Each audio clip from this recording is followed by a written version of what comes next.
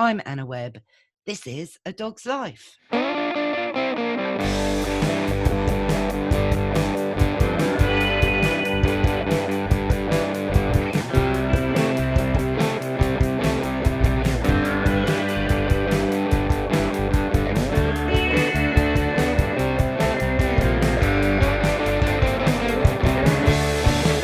Well, Mr. Binks, you know I love a good read about dogs, and there's a new book out called Dog's Best Friend, which I have just finished. It's all about our shared history, and we're about to jump on Zoom with the author, Simon Garfield, to find out what inspired him to write such a wonderful book. Simon, welcome to A Dog's Life. Thanks, Anna. Very nice to talk to you. No, indeed. I feel really honoured, actually. You know, I know you've written a lot of books, not least about Radio 1 and the Mini, which particularly interests me as well, because I've been a Mini driver really for all my life, actually. I love the Mini. Well, yeah, I mean, it's odd, really. I've been very fortunate. I used to just do journalism, and then I kind of realised that the problem, even with doing feature articles, is that you never really get to the bottom of things. And you know, there's a real, I mean, in a way, it's the glory of podcasts as well, is you can just sort of chat for half an hour and you've got a pretty good chance of covering a lot of topics. And in a way, I think the podcast now is the equivalent of to the normal kind of brief radio interview, to what an article is to a book. And I've been very lucky recently to be able to write about things that I love, which include the Mini and obviously dogs as well. Oh, yes. Well, dogs, are my passion. I was like you, Simon. You grew up with dogs, didn't you? You've been, honoured to have many dogs through your life. Yeah, I've had 3 dogs through my life. So the first one was a Basset hound called Gus, who was not the sharpest tool in the box, I don't think. Gorgeous dog, and like all Basset hounds, prone to, because of their ears and stuff, sort of prone to all sorts of infections all the time. In fact, because I had him when I was a kid, and that's sort of the one thing that I remember more than anything is taking him for walks on the heath, and also sort of him being at the vet, sort of being sort of dealt with kind of various things. But he was a gorgeous dog, and he was that classic dog that as a kid I begged my parents, any dog. I don't know how we ended up with a Basset hound as opposed to any other dog, because I don't think I necessarily, and sort of wanted one of those. And my dad had no relation. My dad was not a dog lover at all, and he had no relationship with that dog. But my mum did, and I loved him, of course. And then when my kids were growing up, I needed no persuading to get a yellow lab called Chewy, who was gorgeous in all ways. Died age of 10. He had cancer for about a year, poor thing. Oh. And yeah, that classic thing that labs have, I think it began in his hips, I kind of thought, well, at least after a year of illness and lots of drugs and everything else, I thought, oh well, I'll be used to him passing. Or rather, I'd be. I would have kind of geared up for it. And then, of course, we took him to the vet, and I was in sobs of tears. We all went, my kids as well, and inconsolable. That is the big issue, isn't it, really, that dogs don't live as long as we would like. And it's that lesson, I think, when they leave us, you can be as prepared. I know, I've been through it, and you can be as prepared and as sanguine about it as you like. But the loss is beyond inconsolable. And dogs, in this way, I think, do you agree, they become like chapters in our lives? And your chapter now, of course, is with Ludo. Yes, exactly. Who's 13 and a half and an elderly gent, but he's pretty healthy. He is actually wearing one of those plastic cones of shame, because he's I mean, I don't know, we got off to a start where we're talking about disease and I know, exactly. But anyway, he's lying here on my feet with the cone on. He's just had something removed from his cheek, but he's basically fine and healthy, and it was not malignant, so that's great. That And is great because, he's defining everything for you in a way at the moment. I mean, I'm sure it wasn't just Ludo that inspired this work. Maybe it had a bit to do with Nietzsche along the way. yeah, who said that basically, we tell the story of humanity through our dogs, and how true that is. And as you said, I think dogs do define chapters in in our lives. And yeah, he was actually. This is something I haven't really talked about. I certainly didn't talk about it in the book, but he was even more in the book actually than he is now. So the first draft had him as the narrator. Now, dogs as narrators Oh, in novel, really? yeah. So dogs as narrators in fiction, as we know, happen quite a lot. And Oh, I and I, absolutely love it. I mean, my favorite book you mention in the book, which is Virginia Woolf's Flush. Flash, yeah, absolutely. I mean, absolute classic. I read that probably when I was way before I studied Virginia Woolf at school and so on. I love her anyway. But this was just genius. Yeah, well, so many books, have dogs. Have so many novels now have dogs as narrators. There's one which I really like as well by Andrew O'Hagan, No, where mine too, yeah, Math. Math, exactly. So Marilyn Monroe's dog, who obviously sees everything, and knows everything, and is the keeper of the secrets. Yes. A Maltese, I think it was. Anyway, so Yeah, I yeah. thought, okay, well, I thought, how about a book of history of dogs and our relationship with dogs, written by a dog? And I began that way, and I thought, oh, well, this is kind of great. My editor, however, felt that this is too surreal, and it's just too sort of niche, and persuaded me that although he could be, as you know, there are conversations that he has in the book towards the end, but so happy to have him in the book, but maybe not as the narrator. So I sort of redid the first draft a bit, but fortunately he still has conversations with other dogs. And Yeah, he I was, does. I yeah, I love was, that bit. That's great, because it kind of tackles the big sort of thrust, I would say, of the last 12 years, and when you and Ludo obviously been together, which is this I can never say the word. Go on, you say it. Anthropomorphism. anthropomorphism. We can do it together. Yeah, Yes. yeah. It's. I Because mean, it's not new, is it? no, it's not new. I mean, that was, you could say in a way that our bond with dogs that goes back, 10,000 years minimum, maybe 15, maybe 20,000 years, has always been a slightly anthropomorphic experience. So, the idea of making dogs more human to our advantage. So that, we began living with them. They hung around our dwelling places, and they loved the scraps that we left out, and I think they probably loved the protection that we offered. We obviously found them very useful for hunting and warmth and comfort and protection as well, all those things. And then over the centuries, we have found more and more uses for the dogs, and hopefully we haven't tried to make them too human, but it's pretty obvious.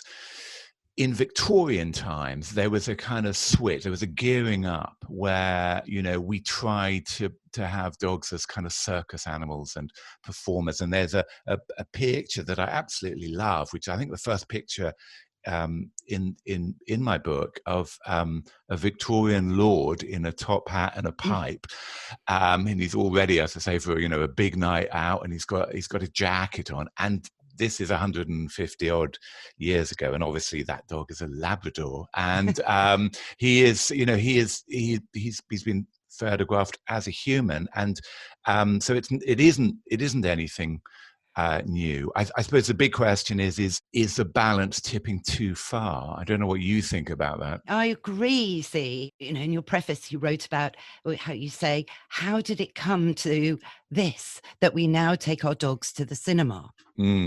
Which actually I love doing. I actually think that has been the most inspired development of dog friendliness.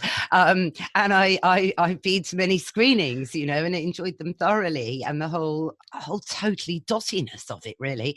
Not least how the picture house at Piccadilly has gotten away with it. Well, that's true. So I mean, that's right. So you're right. The picture house in Piccadilly came on board, and the one that I mentioned was the Exhibit Cinema in Balham, where exactly the same kind of thing. And they began by showing dog movies, and then obviously they ran out of dog movies. So it was all Lady and the Tramp and Isle of Dogs and those kind of things. And then in the end, it just became normal movies where you could take your dog. I mean, I felt, and I feel slightly awkward about that. Although, like you, I did. I have partaken of those joys. Yeah. If only because you're not leaving your dog behind. I don't think they get.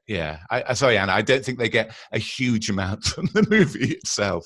No, but they're not left alone. That's the thing. I've been to the cinema more with these dog-friendly screenings than I ever did with my first miniature bull terrier, Molly, as I would think, I can't leave you behind. There's plenty to watch on telly. So I hardly ever went to the cinema because it was one area where you couldn't take your dog. But, I would postulate, Simon, that the title of your book, Dog's Best Friend, at times reading this, I might suggest a question mark after Dog's Best Friend rather than it being a statement, because I think in many ways the dog friendliness has got a little bit ridiculous. Not least, Pets at Home announced last week, right, that in the last 3 months they have turned over 302 million quid.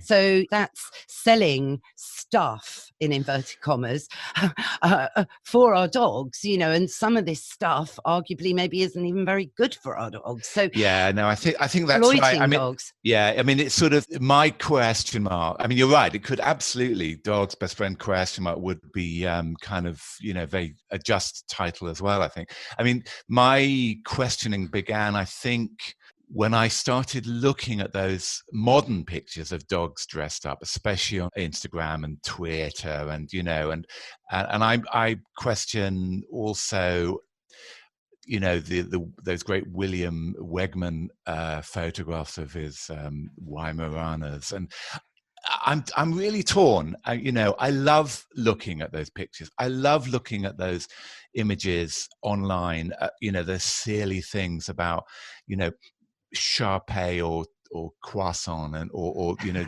Dalmatian or chocolate chip ice cream, and all those kind of sort of things, and you kind of think, okay, isn't this fun? And no dogs are harmed, but then when dogs are dressed up as sort of, that I talk about meeting some Italian greyhounds who were dressed up in dinosaur suits, and I kind of think, that's sort of what actually is that about? How does that really benefit the dog? But of course, gosh, I mean, we had to talk about this, Anna, haven't we? Is that lockdown has just transformed everything in terms of the attention with our dogs. It is absolutely. It is extraordinary. And it's interesting because your book kind of ended just as the pandemic began, and a year on, we've seen probably the most radical shift in dog ownerships. I mean, we are now, I would say, living with the most dogs that we've ever lived with globally than ever before. I'm sure that's right, yeah. And as such, a lot of dogs are ending up being rejected, sold on this thing that we now have called the internet, treated as commodities, or being evicted from homes because there's no pet clauses in leases. That seems to be a bit in contrast with the general trend of dog friendliness. There's a lot going on. It's probably as kind of bouncy in the sort of world of dogs as it was in the Victorian era, when we were kind of just making our way in life. I mean, it is very interesting. I mean, I think we don't know on balance how this is going to work out for dogs, I think. So, I think you're absolutely right about the rescue shelters. Initially, they were kind of cleared out. They couldn't believe, how that even the least popular dogs, the dogs that weren't ever being picked from the rescue shelters, were now finally finding a home. And obviously, the price of dogs has gone up a huge amount, and one really fears for the owners who aren't aware and who are buying dogs that have been, either maltreated or even kidnapped or dog napped, Well, from dog theft, outside Simon. shops. All of that, I Absolutely. know. And dog All theft's of that. absolutely escalating. And whilst government has been great with animal welfare, we've got Finn's law now in place to protect service animals in the line of duty, Lucy's law, yeah. yeah, prevent third-party sales. A lot's going on recently, but still the 1968 Theft Act is still our law for property that gets stolen, and dogs are still considered chattel in the court of law. It's extraordinary, that, really. I mean, I think, and obviously that's as a result of demand, and it's sort of also the fact that people, unfortunately, because the demand is so high, they maybe aren't doing the research that they need to do, both in terms of where the dogs come from, and also the amount of care and love and time and everything else that we know we need to spend with dogs. I think the big question, though, is obviously what's going to happen when lockdown finally ends and we get back to some sort of normality, sort of both in terms of what will happen to our dogs in a kind of psychological way. So now, obviously, hopefully, I'm talking about dogs that are in great homes and new dogs, old dogs, and being fully cared for. They're going to be totally bewildered when we return to some sort of work. It'll be a bizarre. I mean, I work from home most of the time anyway. But if you have a dog and you normally go to the office, the dog will say, is saying, I don't know what the dog is thinking. The dog may be thinking, this is brilliant, my owner is with me all the time. Or they may say, thank God they've got out. Yeah, I used to love the peace. I used to love being on my own, being able to raid the bins or whatever it was. But this is what your book's really, really going into, and it's highlighting so much new science, which I particularly love. So I'm a bit of a dog nerd. And it seems that we've got the technology now, we've got the science, we have genetic tests, we've got MRI scans, we've all got all these great things that we didn't have in the 1940s, in fairness. But what do you think this obsession, this craving to really understand in detail about a dog's olfaction, for example, or how a dog reads our facial expressions, why are we so obsessed with it, Simon? I think we're obsessed with it because we can do it now. We understand way more because of genetics. That was the big change. And also people have realized that actually dogs are worth the science. They're worth the work. They're worth the kind of grant money from science bodies. So for up until, I don't know, I'd say about 40 or 50 years ago, if you were a zoologist or someone else involved in animal research, dogs weren't considered a terribly good kind of research value, if that's not an awful phrase. So you often wouldn't get the money to research dogs, and they were seen as pets rather than interesting animals worth researching and finding out more about their psychology and their health and diseases and all of that, and that's changed. Yeah. I mean, look, COVID dogs, medical detection dogs. I launched the charity actually in 2008. So I'm very fond of our own homegrown medical. Good for you. Yeah. And a dog's olfaction is something I adore. I'm actually training my own dog Prudence. As a laugh, really, Simon, but maybe a plan B. You never know through these times, Olivia. So I've trained her to sniff out truffles.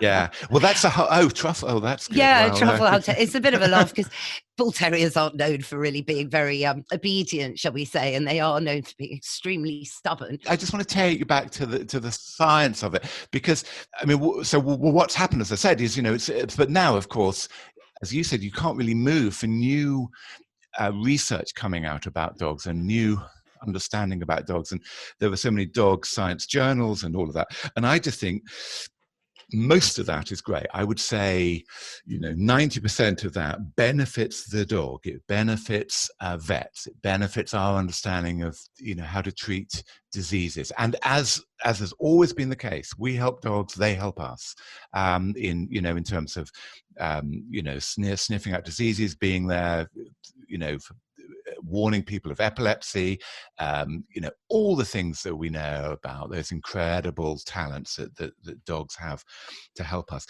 The downside for me, and there always is a scientific downside with great development and advances, is the cloning, is the way we're going now, the fact that we understand so much about a dog's DNA and our own DNA.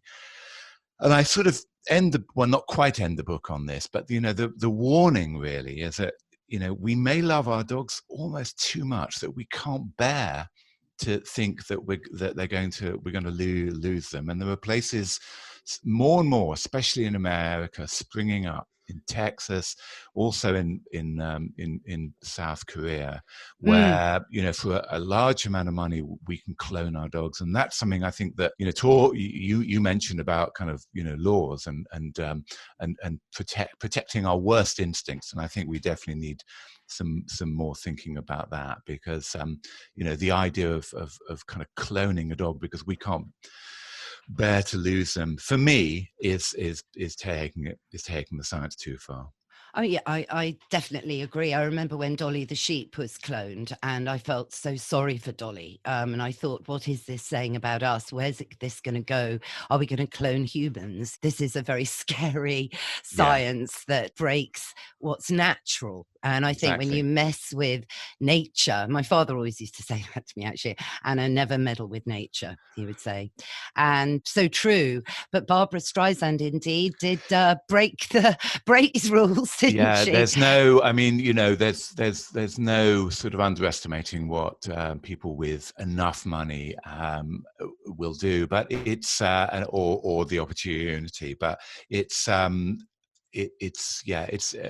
me, that's just a scary, no matter how much we love our dogs, that's a kind of scary thing. And obviously, actually, what happens is we don't get the same dog back. We get a dog,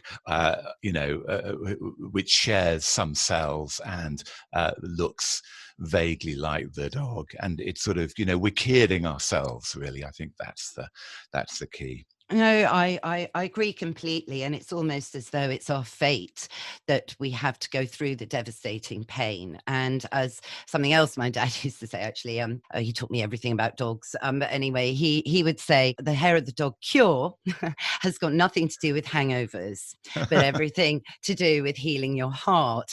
But that's something else you touch on in the book, which I really enjoy. I find it quite funny. It's all of the dog-centric language and semantics we're adopting now, as though dogs have really, they're now invading our language. Yeah, that I mean, everything. I can't remember, half of them now. But the idea of dog, being dog tired, and as you said, kind of hair of the dog, and working like a dog, and a book. If you turn over the pages, it becomes dog-eared, and all of that kind of stuff is great. It just shows how much a part of how much part of our lives they've become. Obviously, though, dogs don't always come out of those expressions awfully well. I mean, dog tired. Is a dog more tired than a cat? I don't think so. I don't think, in that sense. So I'm not quite sure why dogs. And also, a dog's breakfast is always something you're not supposed to like. But my dog has a great breakfast. So it's that. Or so a dog's dinner, dog's usually dinner describes my cooking. But exactly. Well, why is that? So we malign dogs in language with these phrases that have been used over time. Yet, we applaud them and we want to clone them at the same time. Yeah, it is interesting. But of course, the ultimate I mean, maybe you should say this because I'm not sure whether how well this goes down on your pod. But the ultimate accolade, of course, is a dog's. Well, it is. Yeah, exactly. So there you go. And so it's not all bad. No. So would you say in a nutshell, Simon, your book, is it exploring some kind of deep-rooted shared humanity that we have as humans? We're all interconnected. We've all evolved over the same time span, eaten the same food, breathed the same air. So are we investigating our shared humanity that we can't still pin down totally, because despite all of this science and despite all of the genetics, we cannot pinpoint yet when the wolf turned into the dog? It's interesting that the scientists, as you say, huge amount of sort of modern understanding, and we have insights now into the olfactory system, into exactly, since Tasha the boxer had her genome fully investigated, and so we know about dogs' relationships genetically with other dogs and with humans and everything else. But the big question, as you say, is when the grey wolf sort of turned into the dog.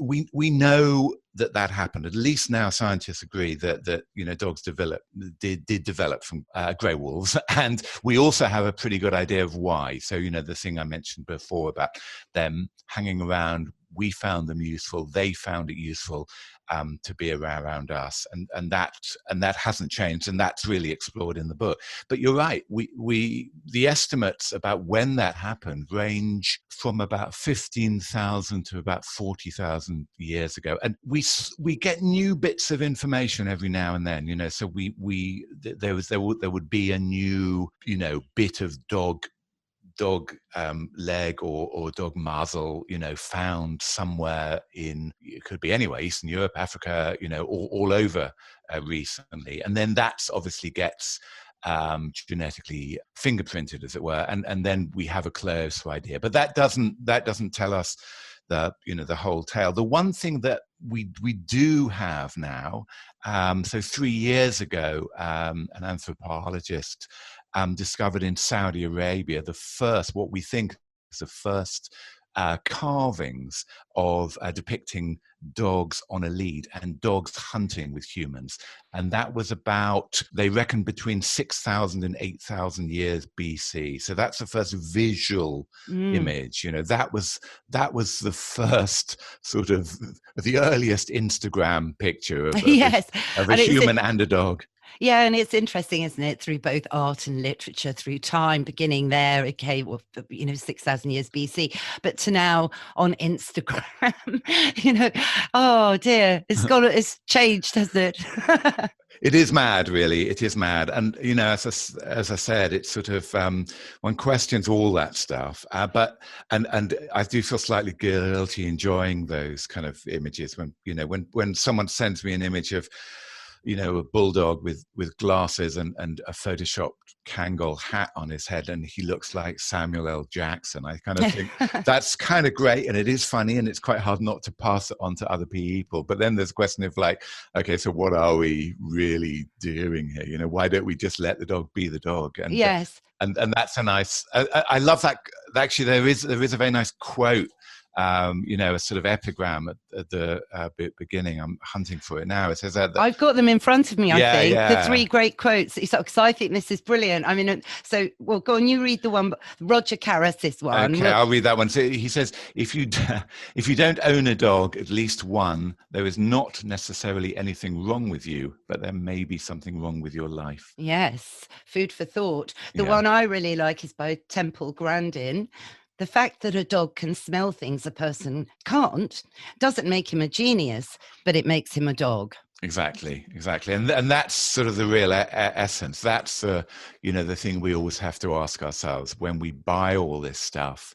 I went to Crafts, obviously, the last one that was held, and I went to Discover Dogs, and I absolutely loved going to, both of those shows. But the amount of stuff that's on sale is clearly for humans, and not, or the huge majority of it is clearly for kind of humans and not for dogs. And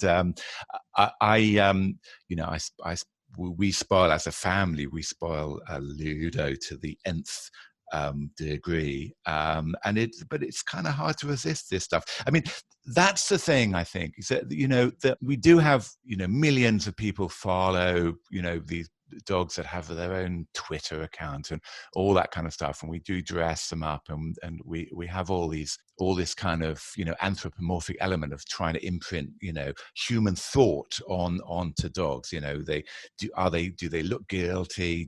All those kind of things. Can dogs smile? Are they happy? Do they have a sense of humor? So we're imprinting all these anthropomorphic elements on there, but it's done ultimately, I think, out of love, and that's the thing that's sort of reassuring. It's by and large, we do obviously hear terrible horror stories of maltreatment of dogs, but I think all that excessive element of putting our kind of human thoughts onto dogs and making them maybe look more human shows our devotion rather than anything else. Yes, and it is all about intention in life, and I think dogs, most recently, Simon, have made us understand what love means, perhaps a bit more in a simple way, and how kindness and being compassionate and living in the moment is so important. So I think they're rising to the challenge to help us really in our darkest hour at the moment. Oh yeah, without doubt. I mean, the value of dogs, especially if you live alone, as a companion, and obviously now during lockdown, can there be anything better than going for a walk with your dog? No, absolutely not. And let's hope more people are walking them, Simon. Yeah, that's true. I get a bit upset seeing so many dogs being walked by dog walkers, when it'd be good for that owner to get out and spend some one-to-one time enjoying the dog.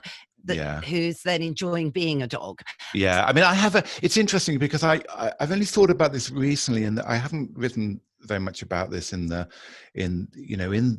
book, but it's going to be very interesting to see what happens after lockdown, and hopefully when we're all vaccinated and the pandemic is a history, is that will we change our long-term habits towards dogs? Will we end up working at home more as a result of the pandemic? Will we be going to the offices and shops and everything else a bit less? So the dog, although maybe bewildered, and saying, why is the owner here? Why is my owner here now? And what's going to happen when they go back? And how will they be psychologically affected? I kind of hope actually one long-term result of the pandemic may be that we change our relationship with dogs to the better. In other words, we do spend more time with them. We realize the value that they bring to our lives more and how important they've been. And hopefully we kind of repay that even when the pandemic is over. Oh, I hope so. I would like to think exactly the same. And I think there's hope that will happen. I can just so recommend your book, Simon. And it's a great education, and it's inspirational, it's funny. And so it's out now, isn't it, Simon? The book? It's out. Yeah, it's basically out in a week. I mean, obviously it's great talking to you, Anna, because it's a very odd experience for me, launching a book when all the bookshops are closed. Obviously, thank goodness for Amazon, thank goodness for Waterstones, thank goodness for all the other, online books, booksellers, and all the smaller kind of bookshops, selling in any way they can, obviously through the post, and some are doing click and collect and all of that kind of stuff as well. And thanks to you for being able to spread the word. Oh, not at all. Here's to chatting again. Oh, I'm sure we will. The next opportunity. Yeah, very good, Anna. Oh, thanks, Simon. That's our show, Mr. Binks. What did you think?